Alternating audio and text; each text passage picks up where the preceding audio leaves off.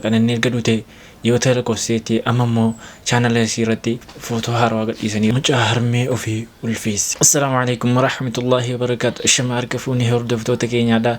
Har'a immoo nagaa walitti deebinee jirra.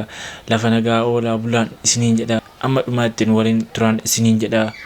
Amma kara viidiyoo. Ani aadaa Oromootiin garsiisee jidda dhaqe. Aboo aadaa Oromoo garsiiftee aadaa teenya baga goote. Hoottumee achi maydheetu umraatana bakka rasuulli rabbii nu gaafate san wahajjul beekti man istataa ilayhi sabiila bakka jasan si geessaa jeeti akkasitti umraa na geessisee saafal marwaa san hunda fiinee wanni nuti godhu hin jiru achi deemee isa kanallee takbiirga Allahu akbar baarakallah daraja akkanaatti jechuudha gaaf tokko أنا ماشي كنت دنيا في الأمس كم الأمس مين كم يروي يدو نما كنا أكيد كنا إيجار البيت تبدي تمام با أكيد كنا نقص دبر قافتوكو قدو سمعنا من جديدي دركوات قبل كبار رجال نملي تيجي جولين سلامة دي نملي نهار كامي جاني الشيخ جاني دكتور gaafana sheekichi amala akka sheeka keenyaa sheekaa nan jaalatu sheekamiin kana qabu tokko rabbitti erge gaddasanitti garginaan ijoollee shagooyyee malee diddee jedhan akkaataa namatti deebisan karaa jiraa miti dhaqeetuma mee dardara keessaa akka gaarii jabaa akka ijoollee jala yaatu naayamaa jeen hoottaa jedhan arra sheekaa isiyyaa mayyannaan gaara jalatti duratti isaan ganda keessatti itti hadiisan shagooyyeedhaan أكمل شيء إنه يعمل خط من فن شكوية بسنين تتبتشو بربادة إذا إيه ستبت أبو أجايبا نبي واللي نتموف ديما نجاني لكن اسمه موجه من تبتشو بربادة جين وقوي سنين تتبتشو بربادة جين حكنا جاني وليما هاتي شمر لله نفني إيه ست جنان فكتبتو لأنك أجين قد وخيست غارك يسامر بوضا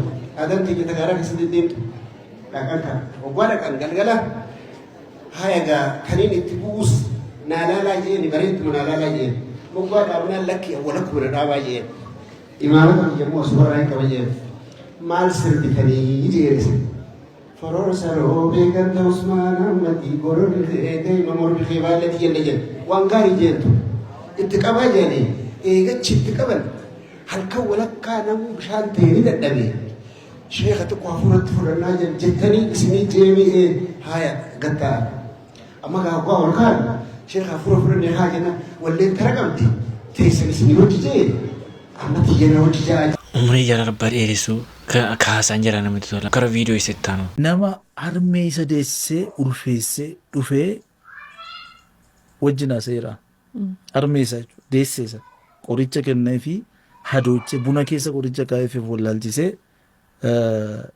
kan ulfeesse abbaan qabu mana yaalaa deemtee qoratamtee ulfaadha jennaan naati maaliif waggaa 14 dura abbaan manaa ishee du'e ergasii dhiira kamiyyuu hin beektu waan ta'uu hin danda'utti falmitee naan eenyu wajjin jiraatta mucaa koo wajjin hin jiraadha jetti konneekshiniin isa wajjin qabdu ottamidhanii qoratanii galgala yeroo hundumaa buna danfisaa kana booddee baay'ee hunduma dadhabee irra fa'etti mee har'a galiiti buna inni sii danfisu sanaa isa dhoksii dhangalaasii hin dhugiini jennaan ija isaa laallattee buna dhangalaastee raftee galgala dhufee qabatee ofirratti qabdee iyyiteetu poolisiin dhufee to'annaa jala oolchee qiliinxoo kan wajjin ture. Namni akkasii fiizikaalii nagaadha garuu xiinsammuun isaa dhukkubsataa disorderii keessa jira jechuudha. isa kana yaa rabbi nu eegii nu tikseedha. Suuraa kana ilaala. Suuraan kun icciitii guddaa qaba.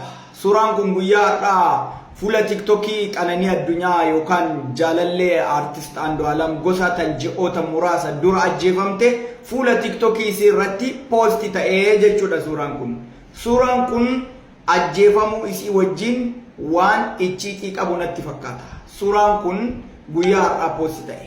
Hanga guyyaa har'aa suuraa kana poosti hin godhamne maaliif ture? Suuraan kun yoo ajjeefamuu isii wajjin ka hariiroo qabu ta'e maaliif seeraaf kennuu didan yookaan poolisiif kennuu didan yoo immoo warri seeraallee isaan dhagayuu dide maaliif ummataaf ifa godhuu dhabanii hagadhaa suuraa kana qabatanii turanii fuula tiktokii irratti poosti godhanii ummata garaa guban. Tokkoffaan amma wanni jechuu barbaada. Namni suuraa kana poosti godhee fi namni tiktokii isii yookaan bilbila isii harkaa qabu itti gaafatamuu qaba. Namni sun seeraan barbaadamee itti gaafatamuu danda'uu qaba. Qoratamuu danda'uu qaba namni sun jechuudha. Namni sun suuraa kana eessaa akka fide itti gaafatamuu qaba. Icciitii suuraa kanaa immoo seeraaf dabarsee kennuu danda'uu qaba. Yoo warri seeraa isaa dhaga'uu dhabe yookaan nama san dhaga'uu dhabe ummataaf baanii ibsa godhuu danda'uu qabanii jechuudha. Aniin kanin jedhee amanu namni seera cabse tokko yakka dalage tokko seeraaf itti gaafatamuu lubbuu namaa guddoo sanii miti. Lubbuu namaa qaalii sanii miti. Namni seera cabse kamuu seeraaf itti gaafatamuu danda'uu qaba jedhee namoota amanan keessaa an nama tokko jechuudha. Akkuma kanaan dura gaafa artist Andu'aalam Gosaa hidhame iyyaa turre har'allee gaafa dhugaan isii argame bakka isiin dhugaan isii argame dhugaan isii awwaalamuuf deeme irratti ani nama dhaabatee dura sagalee ta'uuf keessaa nama tokko. Amma kanin ummata jechuu barbaadu. Suuraan kun eessaa akka dhufe akka dhiibbaa godhanii nama suuraa san poosti godhe gaafatamiini icciitii suuraa sanii baasanii ummataaf seeraaf kennuu danda'uu qabanii jedhen amana. Kanaafuu ummanni amma wanni godhuu qabu dhiibbaa gootanii nama suuraa san poosti godhe irratti dhiibbaa gootanii akka icciitii kana baasee seeraaf ummataaf illee ibsu godhuu dirqama hunda keenyaati waan ta'eef sagalee haa taanu namni hundinuu suuraa san irratti haa dalagu. TikTokiin irratti poosti ta'e immoo TikTokii micayyoo ajjeefamtee yookaan qananii addunyaati dhugaan isii maatii isiitiifis isiifis bahuu qaba. Kanaafuu dhiiga namaa rabbi lafan gatu hundi keessanuu waan kanarraa dubbachuu qaba. Irri qananii addunyaa dhutee ji'oota dabarseera. Andu'aalem mana seeraatti dhiyaatee qaxaroon utuu dheeratu amma immoo hiikameera.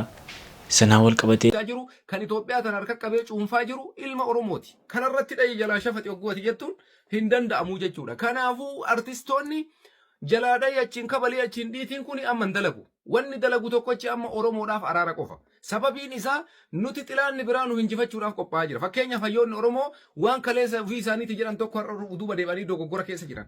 Fakkeenyaaf dogoggortiin kana kuffifna oggoo jettu pilaaniin maali uummata kanaaf bu'aan ati buusu isa kana madaaluu qabda jechuudha. Hawaasni Oromoo har'a kana mara madaale. Kanaaf artistii kee Kiyyaa Badhaadhaan nama akkaan jaalannuudha. Artistii uummataati. Garuu sirbi kee madaalamaa ta'uu qaba jedhee yaada. Walumaa galatti ati waan si fakkaate goote an akka nama tokkootitti qeeni ansi kee yoo jiraate jalaa dha'ii achiin baasii gubbaan rukutii kana osoo hin taane gadi ba'iitiin kararra ciisii gangaladhuu sitti haadhu kaasanii du'ii miti. Kasirraa eeggamu silaa marii godha araara buusaa teessoo kana keettee araara jechuu qabda ture. Katii kanaaf jecha ilmaan Oromoo kabajaa har'a uummanni Oromoo argate gama amantiiniitis haa ta'u uummanni biyya keenya keessatti mataa ol qabatee Oromoon har'a mataa ol qabatee deemaa jira. Kana amanaa fudhadha. Wallahi kana amanii fudhadhu warra amanteen fudhatin.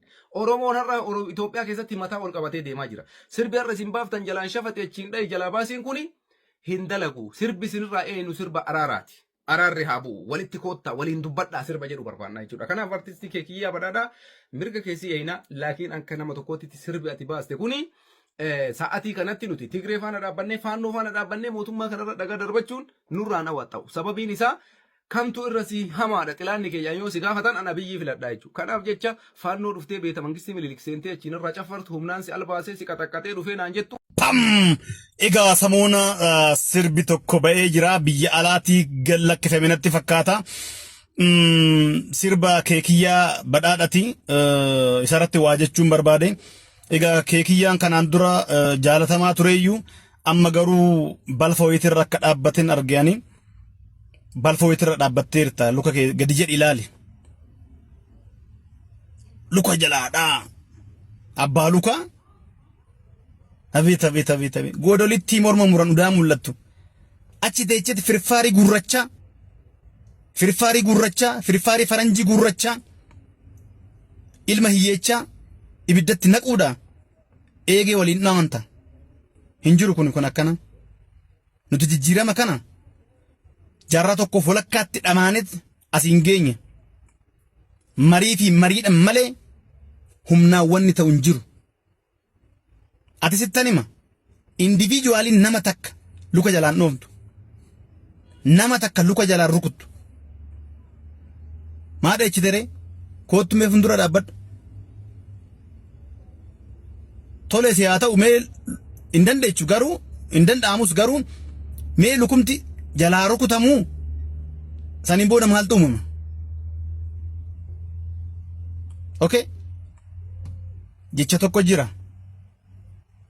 sa'a abbaan gaafa cabse ormi ija balleecha jajjabee ofii abbaa jabeeffata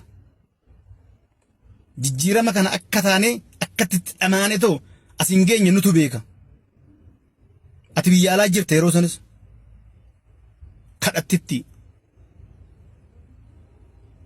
kanaaf ummanni haa baratu ummanni jijjiiramsa yaa dhamdhamatu ati adabadhu ta'i sin dhibu nu keecha qaba faanke luka jalaali gudi bishk tole gudi maal jechuudha kun kan nu marsee jiru bee diina waliin taane diina ofirraa cabsina jedhama malee luka jalaa rukuti jedhama saragee lammata sirba akkanaa akka hin baasne si jalaa hin cufsiisa feeki tole dhaheen gombisee dhanii kunoo gombifatee dhume amma nageenyummaa wajjinumaa jiraachuu dhayi jala warra bara wayyaanee kai jedheen bennetu dhayi jedhe baranaa sanuu ala ciisanii dhayi jalaa nun jennaan kaane dhoofnaa jaranaa warra bara garbummaa qotii armii malee qabsootti galuun feene erga nu bilisoomne tokko jedhee jalqabee ganda qabsootti seene warra bara qabsoo san dhaqee ilaaleen beekni qabsoon maal akka ta'e barana of millate erga uummanni keenya mo'atee bakka ga'e qabsaa'aan dur nu beeknu dura keessan nan du'aa kottaan afaana bu'aa jedhee fuulduratti qajeela kan bara kanaa garuu fageenyarra dhaabbatee dhaqaa dhumaatii jedhee bu'aa dhiigaan dhufetti fayyadamuu qajeela kanas haa ta'u sana ani kan hin sittimu haadhoon haadhoo keedhe jechuun garuu sitti hin cimu bara itti tarbamne mirga namummaa keenyaa bara oromoo ta'uun si kaffalchiisu beenyaa bara tana barbaannaa dhayi jalaa kan jedhu malee bara nasamni dhayi jechuu dhiitiitii kee jechuu yuun fedhu bara tana oromummaan himannu oromummaan fokkina oromummaa himannaan battaluma sanatti bakka tanaa fokkina garuu erga 4 kiiloon ilma oromoo simate kan oromoon ta'inuu oromummaa himate isinimmoo maal jettume yaada keessan koomentii jala kaa'uun dagatina viidiyoon irraaf qabadhee dhufe kana fakkaata haga kabiraatti walitti deebinutti nagaan naaf tura baay baay